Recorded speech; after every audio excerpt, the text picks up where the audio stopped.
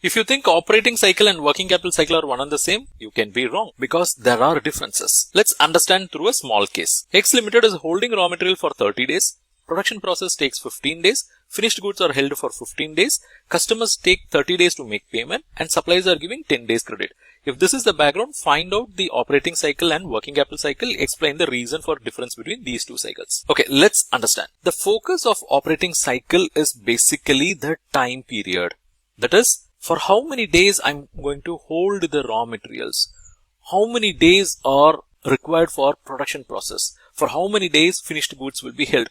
How many days of credit will be given to the customers. So, it focuses the time period from raw material purchase till the cash collection. So we can say the operating cycle is inventory holding period plus debtors collection period. Look, the focus is on the period. That is for how many days these are held. But the working capital cycle also factors the credit support received from suppliers here. You take the case of inventory holding period. This inventory is going to have raw materials also. Let's say the raw material suppliers are giving 10 days credit. Then it means you are going to hold inventory for certain number of days, but of that 10 days is supported by the suppliers.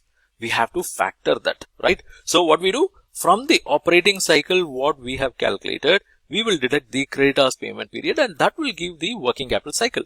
Let's go back to our case itself to have better clarity. In the case it was mentioned, raw material will be held for 30 days. Work in progress is 15 days, finished goods is 15 days and debtors are going to take 30 days. It means the operating cycle of this business is 90 days. Why? Because they are holding inventory itself for 60 days and customers are taking 30 days. So this just looks at the period. Operating cycle just looks at the period. But working capital cycle will look at the other sources of credit available for this working capital. Already we have calculated operating cycle is 90 days.